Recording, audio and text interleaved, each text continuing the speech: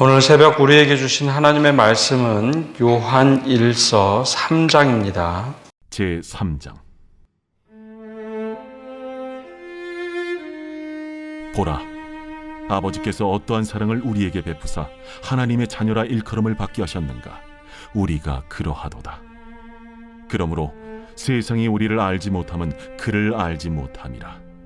사랑하는 자들아, 우리가 지금은 하나님의 자녀라. 장래에 어떻게 될지는 아직 나타나지 아니하였으나 그가 나타나시면 우리가 그와 같을 줄을 아는 것은 그의 참모습 그대로 볼 것이기 때문이니, 주를 향하여 이 소망을 가진 자마다 그의 깨끗하심과 같이 자기를 깨끗하게 하느니라. 죄를 짓는 자마다 불법을 행하나니 죄는 불법이라.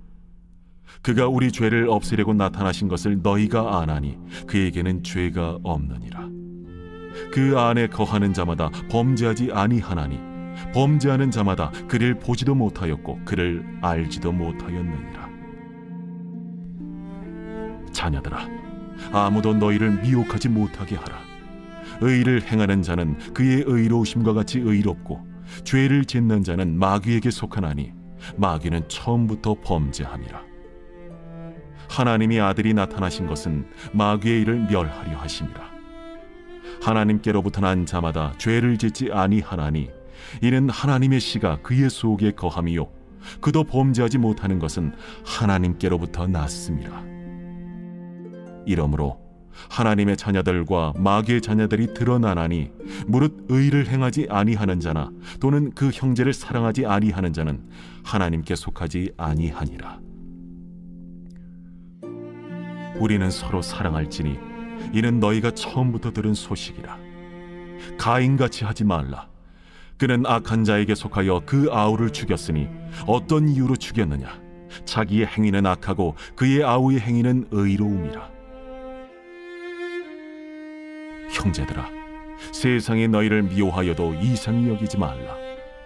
우리는 형제를 사랑함으로 사망에서 옮겨 생명으로 들어간 줄을 알거니와 사랑하지 아니하는 자는 사망에 머물러 있느니라.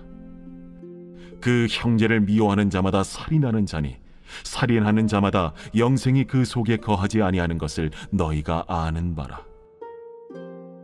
그가 우리를 위하여 목숨을 버리셨으니 우리가 이로써 사랑을 알고 우리도 형제들을 위하여 목숨을 버리는 것이 마땅하니라. 누가 이 세상의 재물을 가지고 형제의 궁핍함을 보고도 도와줄 마음을 닫으면 하나님의 사랑이 어찌 그 속에 거하겠느냐. 자녀들아, 우리가 말과 혀로만 사랑하지 말고 행함과 진실함으로 하자. 이로써 우리가 진리에 속한 줄을 알고 또 우리 마음을 주 앞에서 굳세게 하리니, 이는 우리 마음이 혹 우리를 책망할 일이 있어도 하나님은 우리 마음보다 크시고 모든 것을 아시기 때문이라. 사랑하는 자들아, 만일 우리 마음이 우리를 책망할 것이 없으면 하나님 앞에서 담대함을 얻고 무엇이든지 구하는 바를 그에게서 받나니 이는 우리가 그의 계명을 지키고 그 앞에서 기뻐하시는 것을 행함이라. 그의 계명은 이것이니 곧 그 아들 예수 그리스도의 이름을 믿고 그가 우리에게 주신 계명대로 서로 사랑할 것이니라. 그의 계명을 지키는 자는 주 안에 거하고 주는 그의 안에 거하시나니 우리에게 주신 성령으로 말미암아 그가 우리 안에 거하시는 줄을 우리가 아느니라. 오늘 새벽에도 하나님의 은혜와 평강이 우리와 함께 하시기를 축복합니다. 우리를 향해서 사람들이 부르는 호칭이 있습니다. 이제 그리스도인이다라는 호칭이죠. 교회를 다닌다, 교인이다라는 호칭은 말 그대로 교회를 다니는 모습이 드러나는 것이겠지만, 그리스도인이다라고 부른 이유는 우리의 모습이 무엇인가 달랐다라는 것입니다. 이 말이 처음 등장하는 것은 사도행전에 나오는 안디옥에 거할 때입니다. 안디옥이라는 지역에 예수를 믿는 사람들이 그곳에 생겨났고 이방인들과 함께 섞여서 사는데 이들의 모습이 무엇인가 다르기 시작했죠. 이제 초기 교회는 이방인들에게 복음을 전한 것이 아니라 유대인에게만 복음을 전했습니다. 그래서 유대인들이 메시아, 예수 그리스도, 헬라어로는 이제 그리스도, 히브리어로는 메시아를 믿기 시작하면서 그들의 삶이 무엇인가 달랐죠. 안디옥의 이방인들과 함께 어우러져 살 때 안디옥 사람들이 생각하던 유대인은 하나의 공통점이 있었습니다. 이방인들을 싫어했고 자기들끼리 모여서 신앙생활을 하고 이방인들을 도와주기보다는 굉장히 배타적으로 살던 사람들.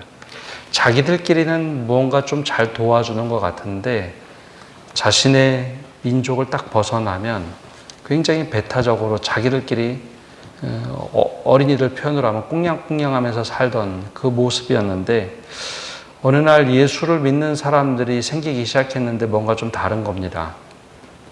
이방인들을 배타적으로 대하던 이들과 좀 다르게 이방인들에게 자꾸 자기들이 믿는 예수 그리스도를 무엇인가 좀 증거하려고 했고 이방인들이 어려우면 그들에게 도와주기 시작을 했고 자기들도 어려운데 자기들 서로 돕는 것을 넘어서 이방인들을 도와주던 사람들 그걸 넘어서 이방인들을 차별로 대하지 않고 예수를 믿으면 형제라라고 부르는 아주 독특한 사람들이 생겨난 거죠. 그래서 그들을 보고 야 이들은 유대인들과 좀 다르네. 다른 유대인들과 다르다. 그래서 그들을 부르기 시작한 것이 그리스도인이다. 요즘으로 이제 좀 비하하면서 얘기하면 예수쟁이들이다라고 불렀던 겁니다. 우리나라도 초기에는 교인이라 부르지 않고 예수쟁이라고 불렀죠. 예수님을 믿는다. 그 모습을 너무나 잘 알고 있던 사람이 사도 요한입니다. 예루살렘 교회 3명의 지도자 중에 한 사람이었던 요한은 이런 모든 것을 알고 원래 초기부터 그 사람들이 그리스도인이다 불렀던 것이 비하하면서 부른 것이 아니라 뭔가 당신들은 좀 믿음의 색깔이 다르다 해서 불렀던 모습. 그래서 그리스도인이다 좀 비하하면서 불렀지만 오히려 그것을 자랑스럽게 생각하면서 신앙생활을 했습니다. 예수님을 믿으면 사는 모습이 달랐던 거죠. 그런데 시간이 한참 흘러서 박해의 시대가 되고 사람들이 믿음의 사람들은 많아졌는데 조금 뭔가 변질이 됐습니다. 그리스도인이다라고 불렀던 그런 말 표현보다는 사람들이 내 개인적인 신앙으로 점점 변했고 사람들에게 칭찬받는 것보다는 야, 왜 이렇게 신앙생활 하는데 뭔가 저렇게 옹색할까 하는 모습으로 점점점 폐쇄적인 모습으로 신앙생활이 바뀌었습니다. 그래서 이 사도 요한이 붓을 들어 편지를 쓰는데 사람들 사이에 어떠한 생각을 하게 되느냐 오늘 말씀을 이거 곱씹어서 왜 이런 말씀을 하고 있을까라고 하는 것을 보면 이런 말을 하는 사람들이 생겨났습니다. 우리가 영적으로 구원받으면 되지 이제 육체의 죄를 지어도 하나님의 자녀로 이미 우리가 선택받았기 때문에 죄를 지어도 하나님의 자녀된 것을 바꾸지 않으신다. 오히려 하나님의 자녀된 것이 특권이 되어버린 사람들이 많아졌습니다. 내가 이미 영적으로 구원받았으니까 지금 내가 죄를 지어도 문제가 되지 않아. 하나님이 이제 자녀 삼으셨는데 나를 포기하지 않는다. 그런 이렇게 행동해도 된다라고 생각하는 사람들이 생긴 것이죠.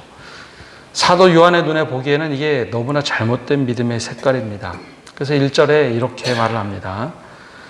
보라, 아버지께서 어떠한 사랑을 우리에게 베푸사 하나님의 자녀라 일컬음을 받게 하셨는가? 우리가 그러하도다. 그러므로 세상이 우리를 알지 못함은 그를 알지 못함이라. 하나님의 얼마나 큰 사랑을 베푸셔서 우리를 자녀 삼으셨는데 우리의 행동이 전혀 그런 사랑받지 못한 사람처럼 행동한다면 우리가 하나님의 사랑을 알지 못하는 사람이다. 하나님을 알지 못하는 것이다. 라는 안타까움을 전합니다. 우리가 하나님의 자녀다라고 하는 것이 확정되는 것은 예수 그리스도가 이 땅에 오셔서 야, 너희들 그렇게 잘 살고 있구나라고 확정할 때입니다.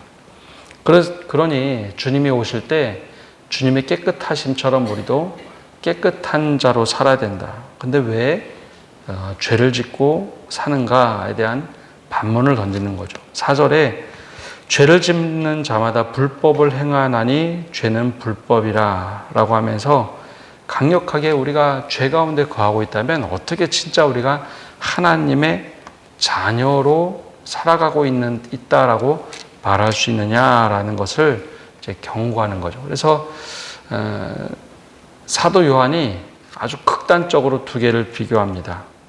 죄를 짓는 자는 마귀에 속한 자고 하나님께 난 자는 죄를 짓지 아니한다. 8절과 9절에 이것을 아주 대조적으로 말하죠. 원래 하나님께서 우리를 하나님의 아들을 이 땅에 보내신 것은 마귀의 일을 멸하려 하심이다. 즉 죄를 멸하려 하심이다 라고 말씀하고 있습니다. 그래서 9절에 하나님께로부터 난 자마다 죄를 짓지 아니하나니 이는 하나님의 씨가 그의 속에 거하며 그도 범죄하지 못하는 것은 하나님께로부터 났음이라 라고 거짓 교사들이 가르치는, 야, 우리 영적으로 구원 받았으니까 우리가 행동하는 것 하나님이 그냥 잠시 벌만 내리시지 심판하지는 않으실 거야 라고 하는 이야기를 퍼뜨렸을 때 우리가 하나님의 자녀지 마귀의 자녀로 살 수 없다. 그러니 더 이상 죄를 짓고 살지 말라라고 하는 경고의 말씀을 도전하고 있습니다. 또 사람들 사이에 거짓 교사의 가르침을 받은 사람들 중에 우리가 말과 마음으로 하나님을 사랑하면 됐지 굳이 물질이나 삶으로 형제를 굳이 사랑할 필요가 있느냐? 우리 하나님만 잘 믿으면 되지 형제 사랑에 있어서는 소홀하게 생각하거나 아예 거기에 관심이 없는 이들이 있었습니다. 아까 처음에 말씀드렸듯이 초대교회의 모습을 보면 예루살렘 교회는 사람들에게 칭찬받았던 교회입니다. 믿음의 모습이 하나님을 찬미하고 백성들에게 칭송을 받으니 날마다 구원받는 사람이 더하였다. 안디옥 교회도 여러분들은 어떻게 된 것이 똑같은 유대인인데 예수 그리스도를 믿는다고 해서 다를까? 그리스도인이다라고 불림을 받던 사람들이죠. 삶의 모습이 하나님만 잘 믿는 것, 예수님만 잘 믿는 것이 아니라 믿는 모습이 삶으로 드러나고 정말 섬김의 삶, 또 봉사하는 삶, 그게 달랐던 것이죠. 그런데 지금 이제 사도 요한이 오랫동안 살아남으면서 성도들의 모습을 보는데 믿음의 색깔이 점점 바뀌는 겁니다. 내가 열심히 하나님만 믿으면 됐지 굳이 이웃 사랑을 표현할 필요가 있을까?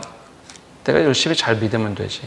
그러니까 믿음의 모습이 하나님께로만 향하고 삶으로는 드러나지 않는 겁니다. 그래서 이 아주 엄했던 일을 하나를 예전에 구약 성경에 기록된 말씀을 가져옵니다. 12절에 뭐라고 얘기하느냐? 가인같이 하지 말라. 그는 악한 자에게 속하여 그 아우를 죽였으니 어떤 이유로 죽였느냐? 자기 행위는 악하고 그의 아우의 행위는 의로움이라. 그래서 형제를 미워하고 죽이는 어둠의 길을 걸었던 가인을 굉장히 경계합니다. 왜 이런 말을 하고 있느냐? 우리의 신앙은 하나님과 영적 관계에 있는 거지 이 현실의 삶에서는 별로 궁핍한 형제를 외면해도 내가 하나님만 열심히 믿으면 되지. 마음으로 미워하더라도 그건 내 영적인 구원을 좌우하지 않는다라고 거짓 교사들의 가르침에 넘어간 사람들이 많았던 겁니다. 그래서 우리가 이 세상의 재물을 가지고 형제의 궁핍함을 보고도 도와줄 마음을 막으면 하나님의 사랑이 어찌 그 속에 거할 수 있겠느냐라고 하면서 17절과 18절에 말하고 있습니다. 그러면서 뭐라고 권면하느냐? 자녀들아, 우리가 말과 혀로만 사랑하지 말고 행함과 진실함으로 하자. 그게 원래 주님께서 우리에게 가르쳐 주신 말씀이라는 겁니다.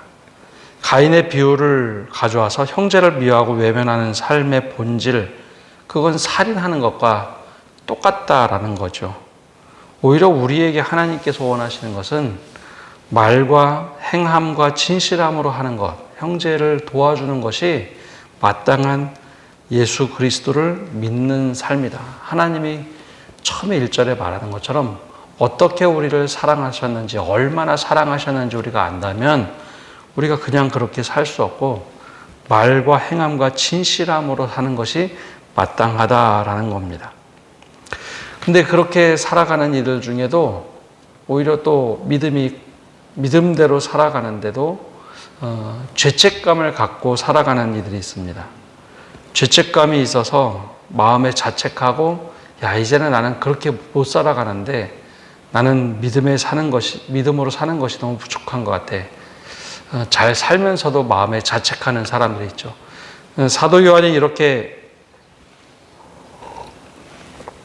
섬김의 삶과 사랑을 강조하다 보면 반대로 누가 보기에도 이 사람은 그래도 정말 신실하게, 성실하게 사랑을 표현하며 살아가는데 오히려 그렇게 살아가는 사람들 중에 반대로 나는 이것밖에 못해 라고 하면서 자책하는 사람들, 죄책감을 가지고 있는 사람들이 있습니다. 그래서 그들에게는 오히려 반대로 얘기합니다. 연약한 성도들의 불안과 또 걱정하는 사람들에게는 내가 정말 하나님의 자녀로 사는 게 맞나? 잘 살면서도 오히려 믿음에 있어서 선한 양심을 가지고 있는 사람들은 내가 더 할 수 있는데 내가 못하는 것 때문에 내가 하나님의 자녀로 사는 게 참 부족하다라고 사는 사람들이 있습니다. 근데 그들에게는 오히려 반대로 말합니다. 20절에 뭐라고 얘기하느냐? 우리 마음이 혹 우리를 책망할 일이 있어도 하나님은 우리 마음보다 크시고 모든 것을 아시기 때문이라. 그러면서 23절에 그의 계명은 이것이니 곧 그의 아들 예수 그리스도의 이름을 믿고 그가 우리에게 주신 계명대로 서로 사랑할 것이니라.